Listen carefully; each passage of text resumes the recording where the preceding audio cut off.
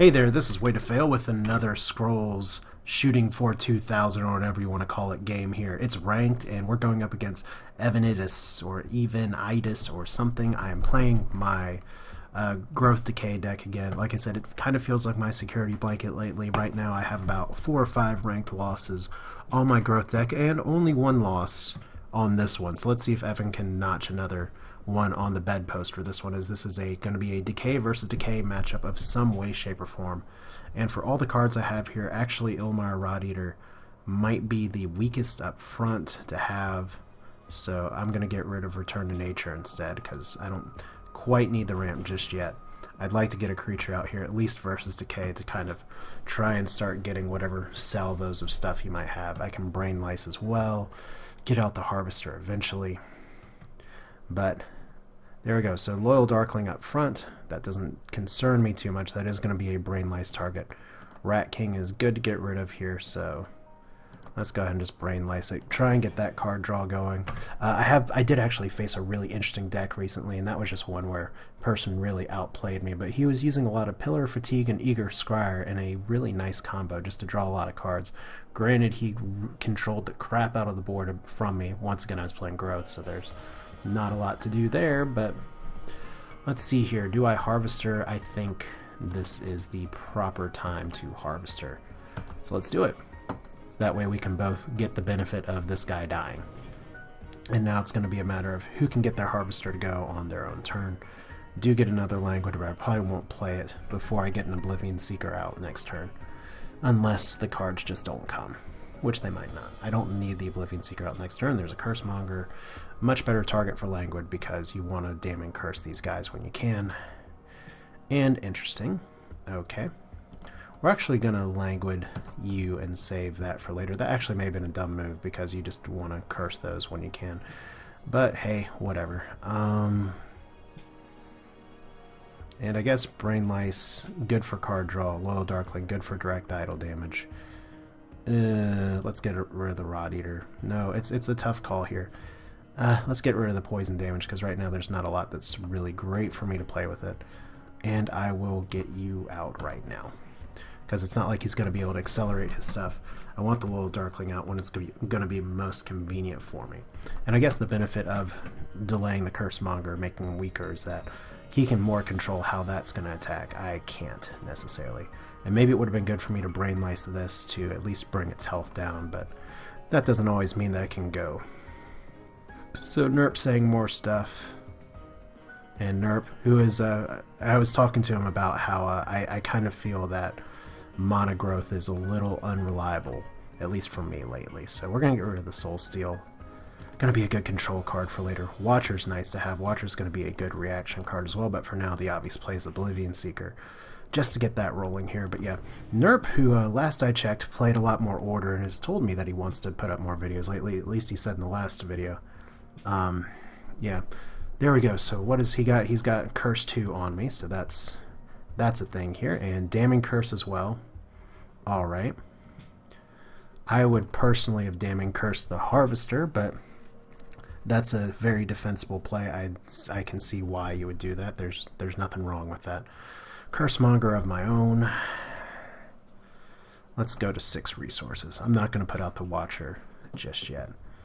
But yeah, pretty much this is Nerp's critique here. I think it's always been unreliable after using all factions for a while. Growth definitely has the highest highs, but just as it gets overwhelmed, no deck in the world beats a Mono Growth deck that has a great start, but you can also get a bad start and get pummeled. Order decays big creatures.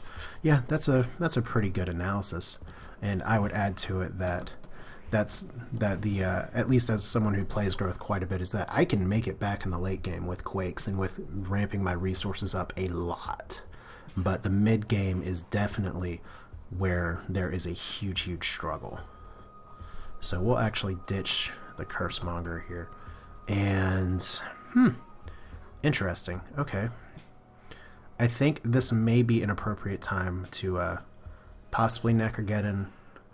Although for now I'm going to Damning Curse Watcher. And I'm probably just going to Damning Curse this guy. So we'll do that. Yeah, that sounds like a plan. Except, of course, that'll open that up to combat damage, but and that'll do 3 damage here. But you know what? I really don't like having this Witch Doctor there.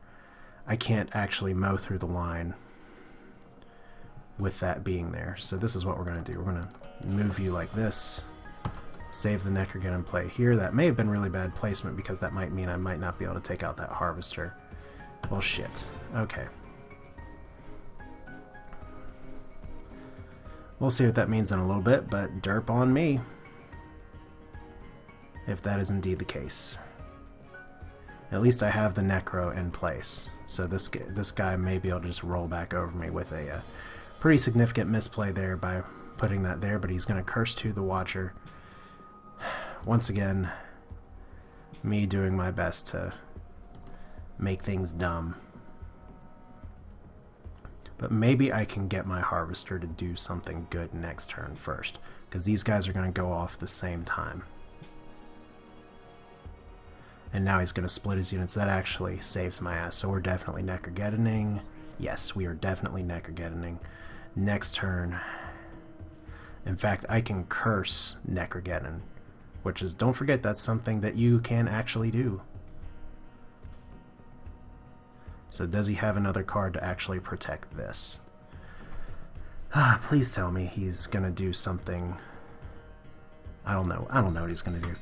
But right now I'm on pins and needles because I am at 20 seconds of I don't want him to play something, and good, he actually played that in a place that's not going to matter as much.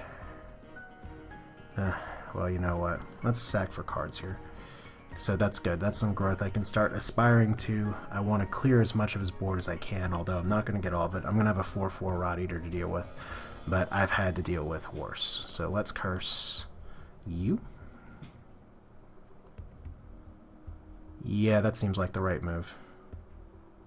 Because if I curse that up there, I'm going to have a 4/4 Rot Eater down here anyway. It'll actually be 4/1. I can move one of my husks up here and curse this and kill it. That may be the better play. So we'll do curse on you. Because don't forget, you can move after Necrogeddoning. So that's direct idle damage go.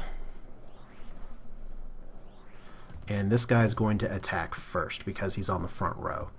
So good extra draws here. I'm going to be able to return to nature this other guy next turn because he's not going to die. He's going to get +1/+1. 5 damage to the Watcher. Oh my god, I actually played a play correctly. That feels like. So that is a really big round 9 turn. He can take out my Watcher if he wants to. That's a big flip on the board. And the most important thing is that I got to do what I wanted to with my Watcher, and he didn't necessarily get to. So we're going to be starting to ramp some growth here. Rat King, yeah, we're definitely going to start ramping some growth here. So first play is first, return to nature. So cast that. And I'm actually... you know what, all these growth cards are really nice for card draw. The Cursemonger, as odd as it sounds, is actually not the best card that I have right now. So we'll play the Sister of the Fox, get a card draw, because I just want to start drawing the crap out of this guy. And that's where I don't necessarily play Cursemongers as much as I used to. I probably should have moved that guy back down here. If I can double Frostgale, that won't do me a lot of good because that Watcher's going to die to a Frostgale. So smart play by Evan there. But if I can get a second Watcher, this could be a little scary for him. So right now, some good idle damage. Got 4 hits. Got 1 down to 4. So we'll see here. Ilmar Rot Eater as well. He's going to be putting some creatures back on the board, so he's playing a very standard Mono Decay deck. Mine is much more focused on drawing and trickery and tomfoolery, and I may pay the price here in just a little bit. So second Watcher.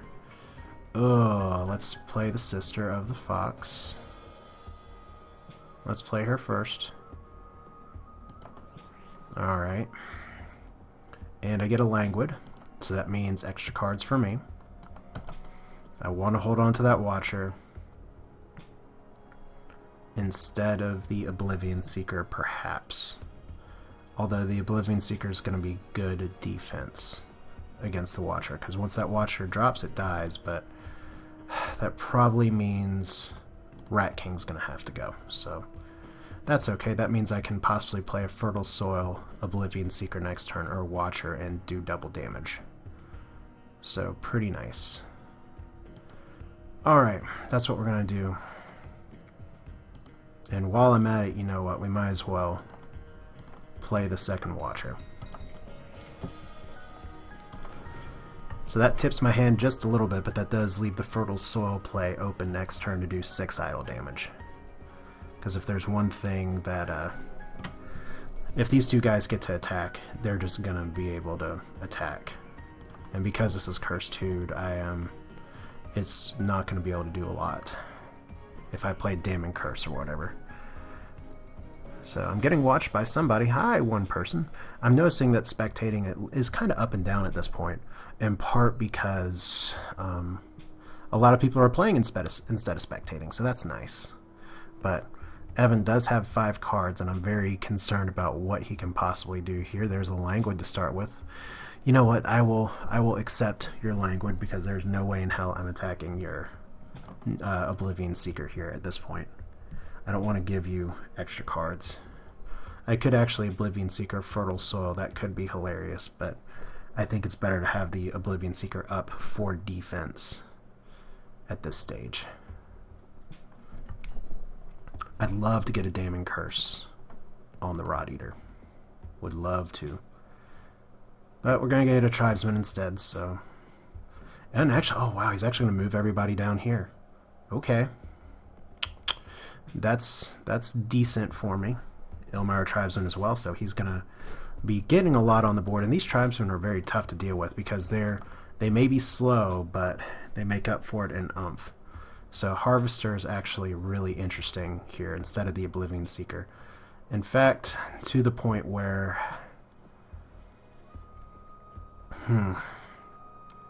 this is tough, because I kind of want to play the offensive Harvester here. I can't actually activate it this turn, although I can do a lot of damage down here, up here. The Harvester might actually die if I leave him exposed, because I can't kill everything. So we're going to go ahead and get rid of the Oblivion Seeker, as weird as that sounds. We're going to go ahead and Fertile Soil for 2 more damage. And Loyal Darkling's good. Harvester's good. Yeah, let's get the Harvester out. The more important thing is that if he kills that Watcher, that's fine, I guess. It's not great, but... And I'll give him some token card draw at this point. So I just kind of want that guy out of here. This guy's going to be 4/4. So that's a little bit of a pisser, but let's go ahead and play the Harvester back here, and let's play the Rod Eater up here. So at least we can try and buff these guys if they get killed. So there we go. Damage, cards, damage, damage. Get this guy's countdown down.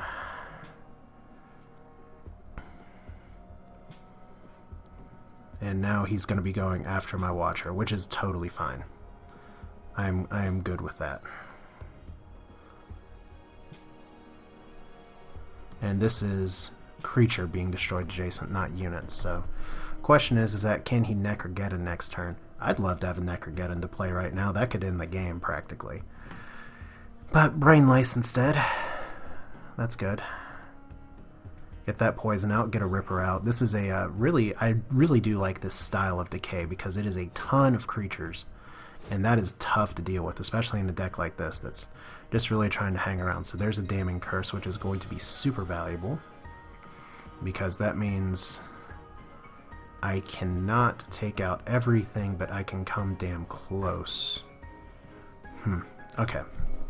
This is what we're going to do here. We're going to go ahead and get rid of the Loyal Darkling, as nice as it is. We need the Frost Scale and stuff, so.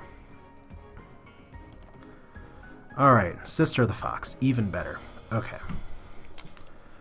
So we're going to play you here, and we're just going to move you guys up. Oh, second Harvester. Wow, what a lucky day. Second Harvester, second Damning Curse. Let's Damning Curse you. Like so. Boom. So you're going to attack now. And do I need to frost scale at this point? Probably a beneficial idea just to go ahead and save that for next turn when I can play the Harvester, because I can take out multiple units here and those Rippers are just going to live anyway. So we'll save that. Not terrible.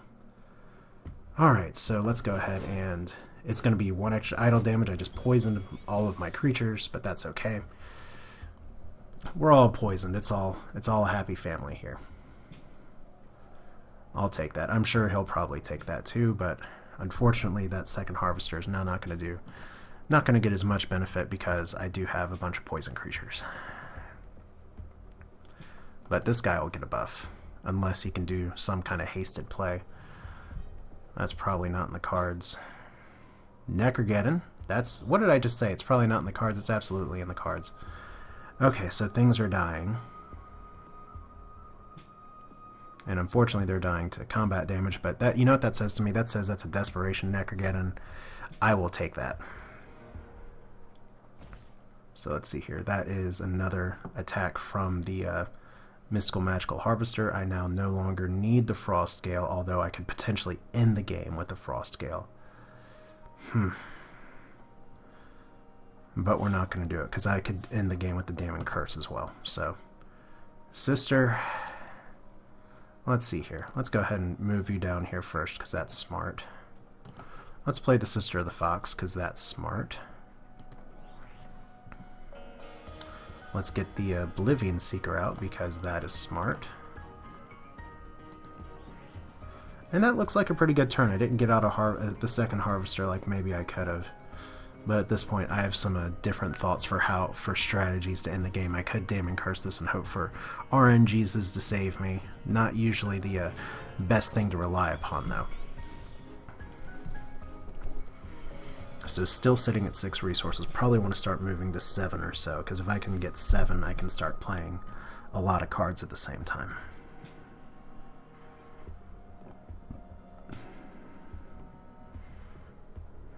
If I did happen to get a Necro, that'd be hilarious, but yeah. And this is what I'm saying, that maybe I feel a little more comfortable with my Growth Decay deck right now, is that I can kind of control the flow of the game a lot more. With Growth, you really have to hope that you hit the cards that you need to hit, or you can be really, really stuck. With Decay, it's like, as long as I can keep him from hurting my idols, I can usually get control enough to do this. Like, he had a bunch of creatures, but I got Necrogeddon at the right time. I got 2 Watchers out. Once again, thanks to the advice from a viewer. I forget the viewer, and I apologize for that, who mentioned that I should just try and tuck out my, there we go. Oh, that was actually a really good move for me. So, GG. I guess he's going to surrender here. Alright, yep. That's as good as a surrender, so we'll just play a Cursory Harvester. This is just for endgame gold. Nothing more. But yeah, still, I managed to take the victory. He conceded without surrendering. And look, 500 gold because it's double gold time. I'm at 1184 rating. I don't think that puts me back in the top 100. Not that it really matters, other than to say, woo, my name's on the front page very briefly. But still, here we go. Just it looked a little dicey for maybe a minute. But I can respond to him after I'm done recording here. But let's look, 106, not back in the top 100, but that's okay because this is still the early ramp up. My goal is not to get glory points from playing more games. My goal is to get better each time so that I can make consistently good decisions and become a 2000 rated player when that becomes relevant, whenever that is. But at least for now, this is a way to fail. Continuing to try and improve. I'm going to be trying to work on my monogrowth play off camera just to see if I can get better, see if I need to tweak my deck at all, especially with all the monogrowth that I'm facing. Because like I said, it's a weak matchup, as weird as that sounds to me. But you know what? Just you play, you learn, you play, you learn. You always strive to get better. So once again, hope you enjoyed it. Feel free to subscribe if you haven't already. If you like what you see, feel free to like the video. That does help me a lot. Plus, wanting it helps me a lot. Sharing it on Google Plus for whatever reason helps the search parameters on Google itself. So that's a big help too. But other than that solicitation, it's just I'm thoroughly humbled that you all continue to watch and enjoy watching this. So thank you for sticking around. I will see you all next time.